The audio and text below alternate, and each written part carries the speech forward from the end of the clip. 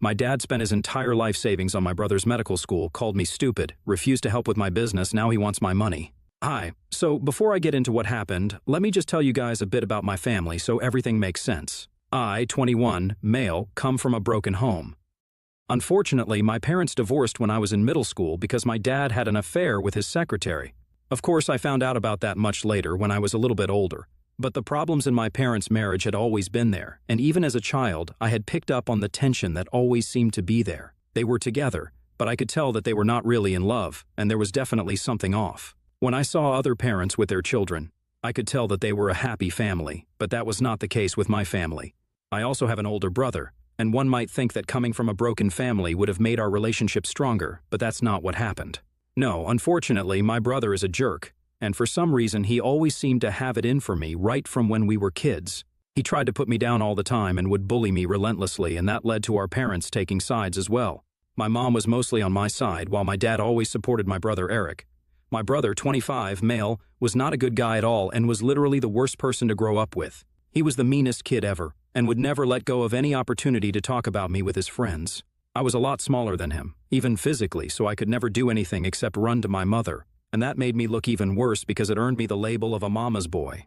My mother would always reprimand him, but it didn't help because my dad would always take his side and tell my mother that I needed to learn how to play rough, because that's how I would become a guy. But I didn't want to learn how to be a guy, I just wanted to live in peace. And for some reason, my dad and my brother just seemed to hate the idea of me having a peaceful life. They would constantly try to bother me one way or another. My mother would try to protect me, but there was only so much she could do because it wasn't like she could constantly keep an eye on us while also doing all the household chores. She was a stay-at-home mom, and she had a lot on her plate, what with raising us and also keeping the house in order. So it was nearly impossible for her to always prevent me from getting bullied by my brother or my dad. That's how things were for me growing up, and with time I learned to accept it and just let it go instead of constantly complaining about it and fighting against it. Then, when I was in 8th grade, my mother sat me down and told me that she was separating from my dad, and at that point I was old enough to understand that they had their reasons and this was for the best. She didn't tell me the exact reason why they were getting divorced, but I just assumed that it must have been because my dad was a horrible guy to be married to and she had just had enough, which is why she was leaving. It wasn't until much later, when I was in high school, that I found out the real reason why she had left.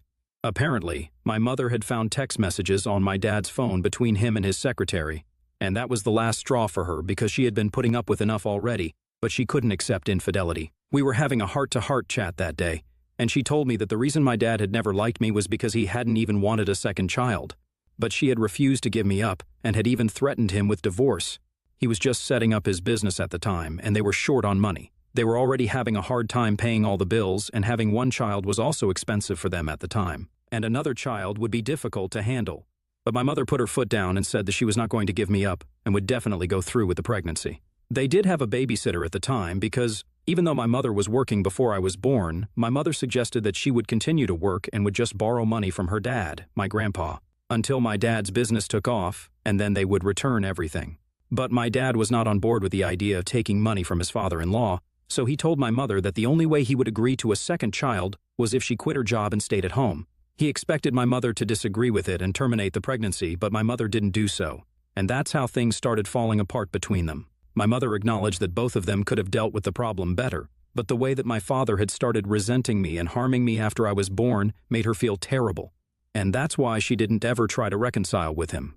She told me that the fact that I had such a terrible childhood was partly her fault, and apologized to me for it, because she felt like she should have left sooner but didn't, because she believed that it would have a negative impact on us. Unfortunately, the decision to stay in that marriage is what made things much worse, and ultimately she had to leave, but after getting hurt in the worst way possible. And part of her still loves my dad, even after I was born, and he had started to treat me really badly. She had held out hope that maybe he would change, but that never happened, and she was just disappointed time and again. So the distance between them just kept growing, and he ended up cheating. I love my mother, I really do, but I honestly think that she could have been honest with me about a lot of things way earlier than she chose to, because she only told me about all these things when I was in my final year of high school. But they got divorced when I was in middle school, and unfortunately, I had to spend every weekend with my dad. My parents had worked out a custody arrangement where I would spend the weekends with my dad, and my brother would spend the weekends with my mom. It worked because I hated spending time with my dad, and I hated my brother even more, So I had made it very clear in the divorce that I did not want to be with my dad at the same time as my brother because that would be a total nightmare.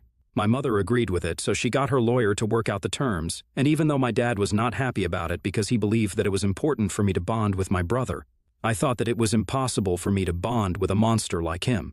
So thankfully, my mother had taken my side and worked out an arrangement where I had to spend the bare minimum of my time with my dad, and my brother and I mostly just grew up with her. But despite that, we would spend the holidays together, and that would always be terrible. Because after his divorce, my dad started dating his secretary, and my mother couldn't stand it. He had the good sense never to bring her around when we would meet for the holidays, but my mother knew the truth, and she hated it. So the holidays would always be tense, but we had to get through it somehow because my dad wanted it, and my mother had to agree because she had already put a lot of distance between my dad, my brother, and me. And this was the bare minimum that she could do so we could at least pretend that we were family and were related by blood, and that is why we would try to get along. But that was just all on the surface. Deep down, none of us really liked each other. And both my brother and I had chosen which parent we liked more. And so had our parents, which is really not right. So I guess it's safe to say that my family was pretty dysfunctional, and I had a very weird childhood. Nevertheless, I continued to stay in touch with my dad even after I found out the truth in my senior year because my mother had told me that apparently he was the one who was going to pay for me to go to college, so I had to be on good terms with him. And that's the reason why she had never said anything about these things before, because she was afraid that I would get into a fight with him and then lose my college fund. My mother had only started working after the divorce, so she had not saved nearly enough to be able to afford the kind of college that I wanted to go to, so my dad was my best bet. It was really hard for me, but I tried my best to stay on good terms with him. It all turned out to be pretty futile, though, because apparently I never even had a college fund to begin with, and my dad continued to mistreat me and talk down to me. But a couple of months before I was supposed to graduate, a few of my friends and I decided to start our own business instead of going to college. It was a huge risk that we were taking because all of us were just and had very little prior experience, but we were really passionate about what we wanted to do. And we didn't think that going to college would increase our chances of getting successful quicker. It was just a leap of faith that we would have to take. I was the one who had the idea of starting our own business, and even though we were just joking about it at first, we quickly made up our minds that this was what we wanted to do. It was going to be a clothing and accessories business because we kind of wanted to revolutionize the space. Since most of the clothing and accessory stores in our neighborhood were mostly either mass-produced products from big corporations or small businesses that didn't really understand how teenagers wanted to dress and look. My friends and I had been having a really difficult time finding stuff to wear that we could be our authentic selves in. And we got stuck wearing either really old stuff that we had to thrift or ended up looking like our dads. We had been joking about it, but it occurred to us that a lot of other people our age might have felt the same way, so that's how our brand was born. And I'm proud to say it, we have expanded considerably since then, and I'm glad that I took that risk without bothering to go to college because I think we did pretty well for ourselves. It was me and 3 of my friends who brainstormed for months and came up with the business plan. It was already decided that the 2 of us would try to design the clothes, which would not be difficult since most of us were already pretty good at art and stuff like that and were interested in fashion.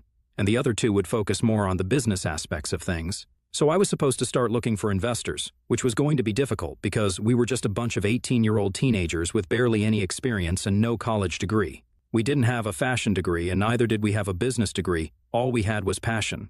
It sounds idealistic, but we were stubborn and had already made up our minds. For a few weeks I didn't tell anybody about this, but then I couldn't keep it a secret from my mother any longer, so I told her everything. She was kind of nervous about it at first, and then insisted that I at least go to college and get a degree, but I told her that I was really sure about this and I just wanted her to support me. So she came around. But she told me that it would be very difficult to make my father agree to help me out with this because he already didn't like the idea of guys having typically feminine interests. And if he found out that I was dabbling in the fashion industry, he would probably never speak to me again. But I needed money, and my friends and I were being declined by every investor. Most of them didn't even entertain a meeting with us before saying no, because nobody wanted to bet on us, and understandably so. The only people who would even touch our business would be friends and family, so that's who we had to rely on, and I understood that very quickly. So, about 2 months before I was supposed to graduate, I decided to talk to my father about money for my business.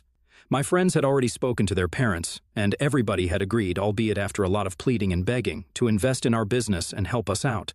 But my dad would be the toughest nut to crack, and I already knew it. Of course, first I had to tell him that I hadn't applied to any college at all because my friends and I had started working on our own brand. And that's what we wanted to go ahead with. And that's what I needed my college fund money for. When I first told him about it, that I was not going to college, he didn't seem to care and said that he was fine with whatever I did. But when I told him that I would need the money from my fund to fund my startup, he told me that he didn't have any money set aside for me, because he was serious, not even kidding, about not caring about what I did. That was when I found out that I never even had a college fund to begin with, because everything that he had already spent on my brother, who went to medical school. My brother started 4 years before me, and I knew that he went to medical school. I also knew that it would be expensive. But I figured that my dad's business was doing well, so he would of course be able to pay for both my brother and me to go to college. What I didn't realize was that my brother was not just taking money from my dad for school, he was also taking loads of money from him otherwise, to have a fun lifestyle when he was supposed to be studying to become a doctor. And my dad was happy to help him. He told me that he had written a check to my brother around the time that he left for medical school and given him his entire life savings that he had set aside. It was a huge amount, almost $120,000, and he had just given it all away. Since then, he had been living off of his salary, and he didn't mind it one bit. He had also assumed that I would not be going to college, something that he was right about, but for all the wrong reasons, which is why he never bothered to save for me or even tell me that I didn't have a college fund. He explained to me that day that he just believed that Eric was his brightest son, and he had never expected that somebody as stupid as me would even bother to want to go to college, let alone get in anywhere. And I had proved him right by not applying and deciding that I was going to start a business, because apparently this is exactly what he had expected of me. I thought that he was kidding or something, but after a few minutes I realized that he was being serious, and he had actually given his entire life savings to Eric to spend, and he had nothing for me.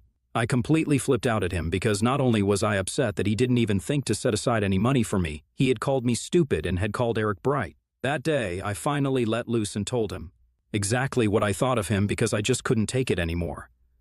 I had expected him to help me out just a little, and I was going to pay him back once my business started making money.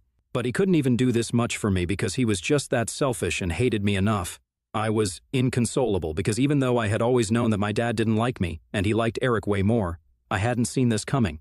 We got into a massive fight, and that was pretty much the last day that I spoke to my father because after that I had nothing left to say to him. During the fight, we had pretty much said everything that we had to say, and there was nothing more to add to it.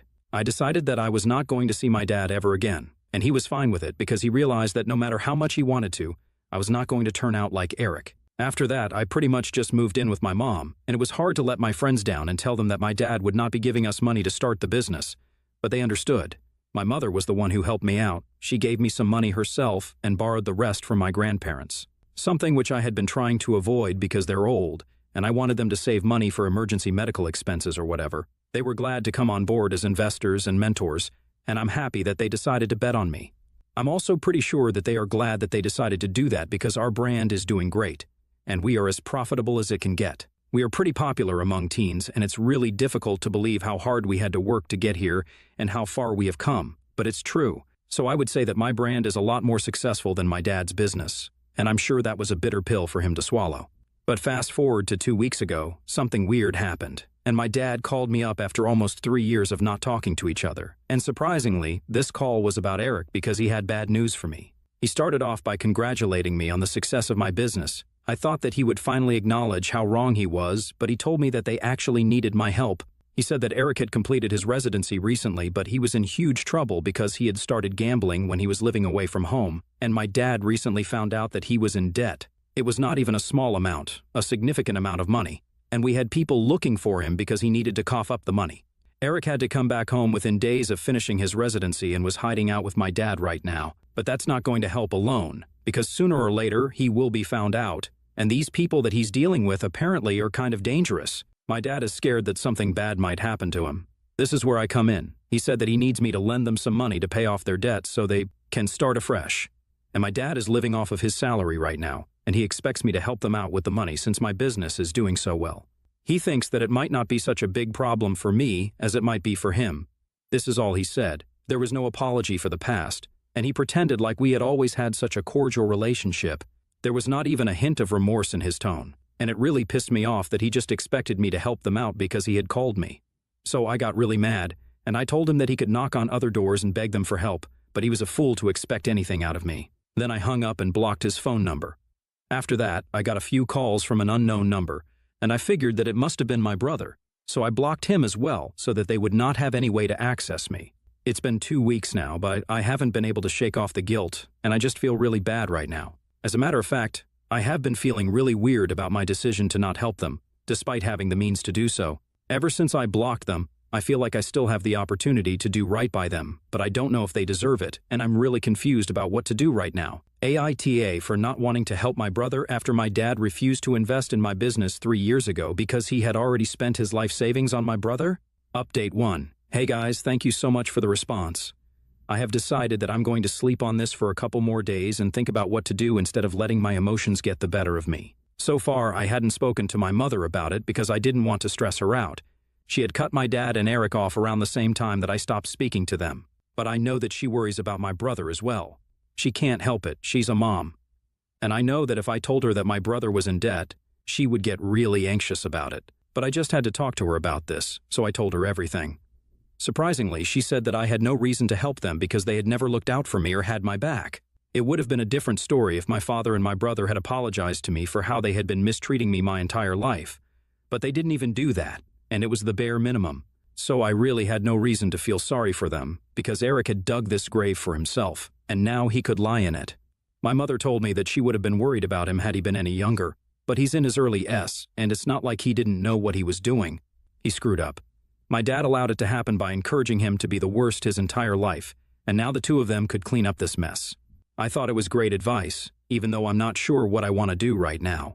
I'm still going to think about it, but honestly, my mother has a point. This is my hard-earned money, and I don't want to just give it away to a gambling addict. Besides, I don't even know if they were telling me the truth, or if it was just a story that they made up as a ploy to get cash out of me. Honestly, I wouldn't put it past them, because all things said and done, I'm a lot more successful than they had bargained for, and I'm sure that it's not easy for them to accept this. So of course, they will try to do anything in their power to screw it up for me. Update 2. Hey, so I made that post last week, and yesterday, I decided to do some digging to find out what was going on so I could make an informed decision and not deal with the constant guilt of hanging my family out to dry. I know that they did me bad and stuff, but I am a paranoid guy, and I just wanted to make sure that nothing that bad was going to happen to them. Because I don't think I would be able to forgive myself if it did, and I would hold myself responsible if something did happen. So I thought that I would pay them a visit and check out what's up. I went over to my father's house, but to my surprise, I found out that they had sold that house around 3 weeks ago, and a new family was already living in it. I spoke to the neighbors and found out that the house had been on sale for almost a month apparently, and the realtor had made a huge sale. And my dad had received a substantial amount of money because the house that they had been living in was apparently in a prime location right now and was worth quite a lot. But this was 3 weeks ago, and my dad had already received the money by the time he called me, so I could not understand why he felt the need to ask me for money as well. It was confusing, and I had no idea what to make of it until this morning, when I received a call from my dad's lawyer, who told me that I was going to be excluded from my father's will because I had apparently failed the test that he had set for me. You guys are reading it right, they were not in any real trouble, but my dad was just testing me to see if I would have their back, and on the basis of that, he would include me in the inheritance. He had sold the house because he was moving to live with Eric, who had recently finished his residency. And since he wanted to wrap everything up here before he left, he created this little test for me. I can't even imagine what kind of screwed up mind would think that this is an acceptable thing to do. And I'm honestly glad that I failed his little test, because I really don't need his money. He can disappear off the face of the earth tomorrow, and I still wouldn't care, because I had been caring a lot in the past few weeks, and that got me nowhere. So, no more of that. Gosh, it's still mind-boggling how insensitive and psychotic the two of them still are. I think some people are just not capable of changing, and think that the world revolves around them. I'm just glad that the business is doing well, and I will probably not need to rely on anybody's inheritance for the rest of my life if my business continues to grow at this rate. But the mystery had been solved, and there was no reason for me to worry. It's just sad because now if something actually ever happens, I probably won't even believe them. They are pathetic, I just absolutely have to say that. Update 3, hello, so this update is coming almost a year after the last one. And I'm happy to tell you guys that I am engaged now. I met my future wife last year, and I know that getting engaged after being together for just a year is too soon for most people. But you know what they say, when you know, you just know. And besides, I have known my fiancée ever since we were kids. She had moved away in the middle for a bit, but now she's back, and that's how we reconnected last year and started dating almost immediately, because we had wasted a lot of time and we didn't want that anymore. But the update is not about her as much as I would want to continue talking about it. It's about my dad and my brother's reaction to the news of the engagement. For some reason, they felt the need to reach out to me via email and inform me that, while they were happy for me and my fiancé, they would not be attending the wedding because they think that it's inappropriate for them to be present at an event where the host doesn't even like or respect them. So they wished me the best, but they will not be attending any of the wedding festivities. My mom, my fiancé, my friends, and pretty much everyone I know read that email because I forwarded it to them, and we had a good laugh about it. It was bold of them to even assume that they would be invited, but nevertheless, it's good to see that they haven't changed a bit and still think that the world revolves around them. At least it keeps us entertained, that's for sure.